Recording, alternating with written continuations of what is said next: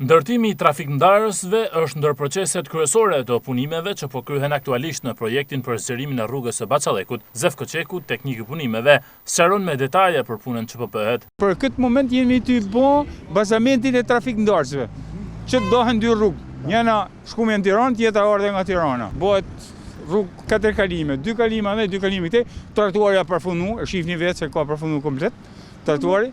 Por ndërkohë që punohet për ndërtimin e trafikndarësve, një problem mjaft shqetësues vazhdon të mbetet prania e shtyllave të tensionit të lartë ende brenda kursisë së rrugës, si dhe kabina elektrike që ka bllokuar totalisht njërin kursi, ndonse disa herë ky shqetësim është trajtuar në media.